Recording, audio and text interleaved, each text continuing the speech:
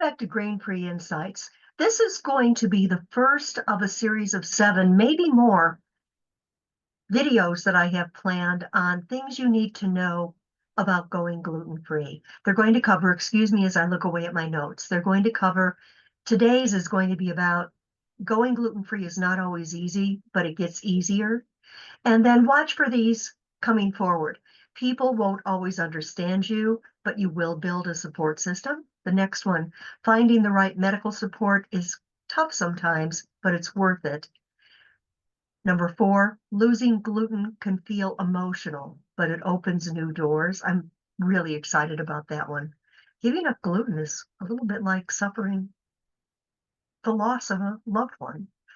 And number 5, planning ahead is a must, but it's empowering. Number 6, mistakes happen, but you'll learn and grow. Number 7, it's not just about food, it's about advocacy. So starting with today's, it's not always easy, but it gets easier.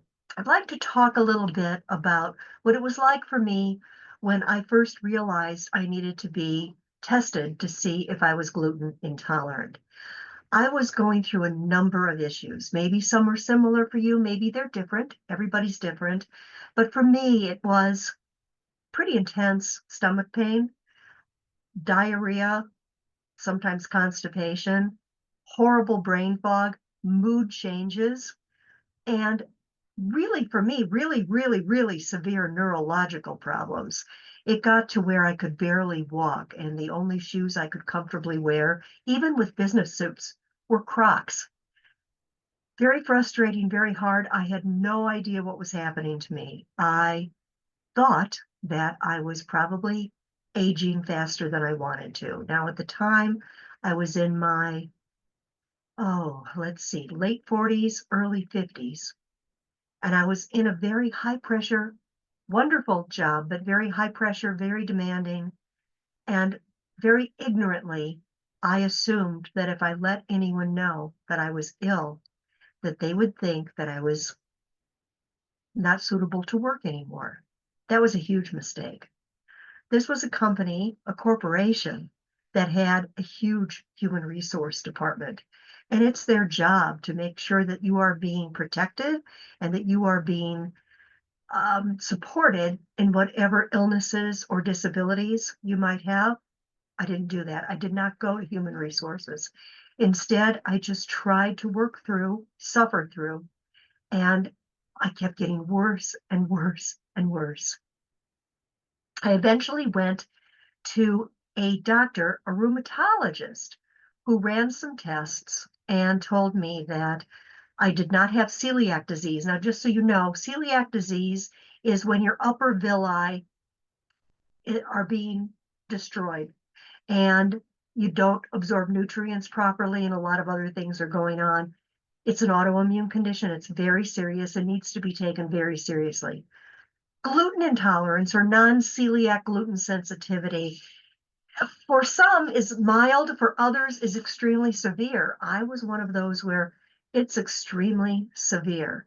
My gluten sensitivity is so strong that I can't even walk into a bakery where they're using flour and flour stays airborne. If I inhale that air, I get a reaction. The reaction being diarrhea. Again, it's all the other stuff, brain fog, neurological problems, maybe not to the extent that I had before going gluten-free, but it all resurfaces when I get gluten. If I do get in cross contact with gluten through food by accident, usually takes me about a week to get to the other side of it. So anyway, this doctor told me that I did not have celiac disease and didn't look like I had any other problems, so I didn't need to worry about that. Turned out he was wrong. I kept getting worse and worse. I didn't know what to do. I had talked to a few other doctors in the process, but they weren't rheumatologists. They weren't gastroenterologists. And I realized that I needed a higher level of thinking. So at the time, I lived in the Chicagoland area, and the University of Chicago is right there, as is the University of Chicago Celiac Center, part of their medical department. So I went into the University of Chicago. They ran a bunch of tests, and they did determine that while I did not have celiac disease, I did have non-celiac gluten intolerance. Now, at the time, and this was not told me by the doctor, it was told to me by a nurse there. When I was diagnosed as non-celiac gluten intolerant, they said, "Oh, that means you never have to worry. You can eat all the gluten that you want, and you're never going to have to worry about it because you don't have celiac disease." Well, for me, that absolutely is not true. If I get gluten, it mines celiac disease. And I really do believe that somewhere in the future, they're going to classify, or maybe they already have, non-celiac gluten sensitivity or gluten intolerance as an autoimmune condition of its own. There's a little more that I have to share about that. It's kind of interesting. I have a friend, she's known as the Gluten-Free RN. I probably need to have her on here and interview her one of these days. She is amazing. And the last I talked to her, she was working on some college textbooks for medical students to learn about celiac disease. And apparently, there's some study that was done in India where they followed a bunch of people that did not have classic celiac disease, but they had crazy celiac symptoms, including the neuropathy, the really bad neuropathy that I had. And then they did testing and they found out that their DQ, that's they can read your blood. And if you are DQ2 or DQ8, it means that you might be predisposed to having celiac disease. Well, these studies in India found that the people they were studying had DQ6. And at least then they were thinking about maybe reclassifying it as a different form of celiac disease. I am a double DQ6. So I just have a feeling that what I have needs to be treated absolutely as seriously as celiac disease, and I do. And I know that if I don't, I get really, really, really, really sick. That was hard at first. It it was kind of a mixed bag of emotions, actually, because I was so sick. All I wanted was for someone to tell me what the heck was wrong with me so I could get to the other side of it. And once I finally got a diagnosis, I was actually quite relieved because at least I knew what it was. And at least I knew how to deal with it, which meant giving up gluten for the rest of my life. Okay, so the good news, the bad news. The good news is I found out. The bad news is it wasn't always going to be easy having to do that. You know, it's funny. I had given up McDonald's years before being diagnosed. And once I was diagnosed as never being able to eat gluten again, I realized, wow, I'm never going to be able to go to McDonald's again for the rest of my life. I'm never going to be able to have real pizza or real pasta again for the rest of my life. Real pasta being one of my very favorite things. I used to make it by hand all the time from scratch, the old fashioned way. It was delicious. I also used to bake bread weekly, fresh baked bread, two things that I just cherished in my life. And I knew I'd have to give them up. So that was tough at first. And like I said, going down the road, I'm going to have another chapter in this that talks about dealing with the grief of overcoming the loss of gluten. It really does feel like you're grieving for a loved one in some ways. So stay tuned for that. But anyway, you start to learn, you start to study. Hopefully, you're researching what to do and how to handle it because there's a lot to learn.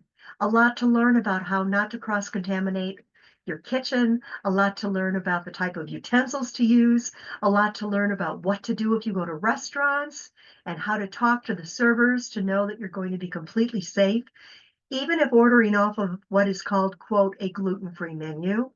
It's just a real maze. And then you start to learn when you go grocery shopping, which brands you can trust, which brands you can't trust, which brands you can sometimes trust and sometimes not. For example, a lot of manufacturers will have a product that on the back for example, peas, frozen peas. On the back, it will say ingredients, frozen peas. And you buy those for months. They might not be marked specifically gluten-free, but you don't have an issue with them. And because there's no warnings on the label, you continue to buy them. And then all of a sudden, one day, this happened to me. One day you come home and you make the same vegetable and you eat it and you're getting reactions like crazy. Well, luckily, I still had the bag at the top of the trash can. I pulled it out, I looked at it, and now there was a warning that it was processed in a plant that also processes wheat. Who knew? That happens though. Companies, manufacturers will change um, where they have their products manufactured from time to time. And a lot of times it introduces wheat to the mix. So no matter how often you've used a product, always check that label, always. Now, if it says gluten-free or certified gluten-free on the label, that helps a little bit. And I have a video about that. I'll link to it in the show notes. But kind of tough trying to learn the ins and outs of everything. Kind of tough trying to tell people that, just like with a bakery, if they have worked with flour in their home within the last couple of days or so, I probably can't come to visit them because if I inhale that air, I'm going to get a reaction. Kind of tough telling people when in their horribly gluten contaminated kitchen, they make you something gluten-free as a special present, as a treat. Now, in the beginning, I used to just accept those and then give it to my husband can eat anything. Give it to my husband and he'd devour it and I wouldn't say a word. But then they'd keep making me stuff, spending their time, spending their money, spending their heart and soul, showing me they care for me. And eventually, as hard as it is, I got to the point to where I just had to say, I'm sorry, but I've learned that I could no longer eat something gluten-free if it's not made in a completely gluten-free environment. That was tough. Sometimes people understood, sometimes they didn't. Then there are the people that think if you're eating gluten-free, it's a fad. It's not a fad. Did I say that again? It's not a fad. It's not a fad. And luckily, over the years, people have come to understand that more than they did back in the day when I first started eating gluten-free. I remember going to a conference and standing in line for my conference pass. And I had on a t-shirt that talked about something gluten-free. And the person behind me, I'm sorry, the person in front of me said, "Oh, you eat gluten-free. You know, I have an aunt that does that. And it's really helped her a lot." And we just talked a little bit. And then the woman behind me said something along the lines of, "Yeah, that's another flavor of the day." And I nicely turned her and I said, "What do you mean?" And she said, "Well, I have I think it was a sister-in-law who now this week is eating gluten-free because she's decided that's the only way to live her life. And so now she's eating gluten-free. And now when she comes over to visit us, we all have to conform to what she wants. And she thinks we don't understand if we don't." And she went on and on and on. And I said, well, maybe for her, it isn't something that she needs to do by medical necessity, but for me it is. And even for her, if she doesn't have a medical necessity to do it, it's her right and privilege to eat the way that she wants.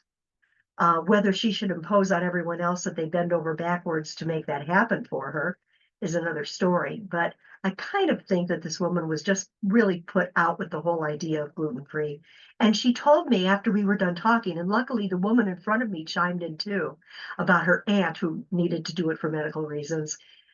The woman said that she never understood that it was that much of a problem. You know, there are tons of videos here on YouTube, wonderful videos. I have some videos that you can watch, but there are tons that if you have someone in your life that thinks bad, you might just want to send them a link to that video to help them understand what you're going through medically. So my advice to someone who's starting with that it's not always easy stage is to keep everything as simple as possible. Instead of buying processed foods, stick to naturally gluten-free foods like fruits, vegetables, meats. If you do eat grains, then something like rice that's marked gluten-free. A lot of people with celiac disease or gluten intolerance find that If they give up grains, they actually feel a little better, hence the reason for this channel. You build a list of trusted foods, and in the beginning, you might even want to keep a little journal. Nothing, if you're not into journal keeping, and I get it, because back then I hated writing anything down. I remember when I did Weight Watchers, I refused to journal the way that they said. I just did the plan where you eat whole foods and you forget about it. You don't have to count anything. So I kind of took the same approach, but I did start making little notes about what foods seemed to work the best for me.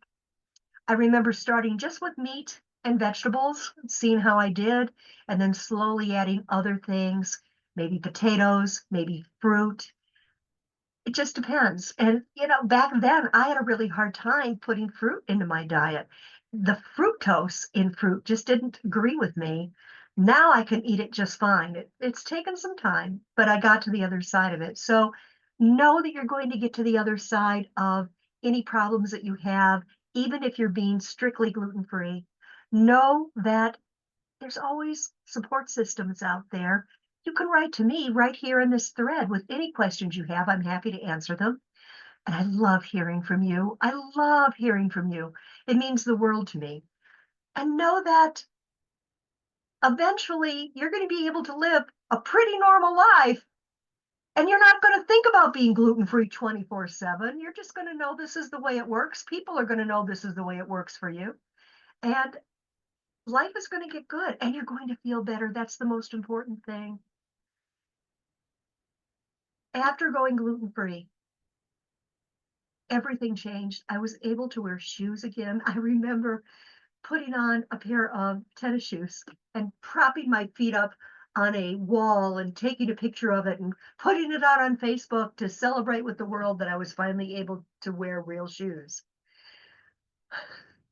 My brain fog disappeared. My skin cleared. I just looked healthier overall. I felt fabulous. I didn't go through each day with that extreme pain, and mostly I didn't go through each day with the neuropathy, it was so bad, you could barely touch my skin. It would hurt all over, everywhere. I guess, you'd call it fibromyalgia.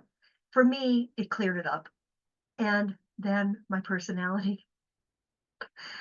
It might be hard to think of me as being wicked, but I was really kind of witchy with people back before I wasn't, and then when my body started to just go against me with gluten, I just turned into a completely different person. I am so grateful. My husband, Howard, if you're watching this, thank you for sticking with me during those times. I deeply appreciate it. I don't know that I would have been so kind and so patient. So anyway, I hope this has given you a little bit of hope, a little bit of understanding, and I can't wait to share more about what I've been through. It's going to be under a list that I call Gluten-Free Diaries. I'll probably be putting one out about every week or so, so watch for them. In the meantime, have a great grain-free life, and I'll see you again soon. Take care.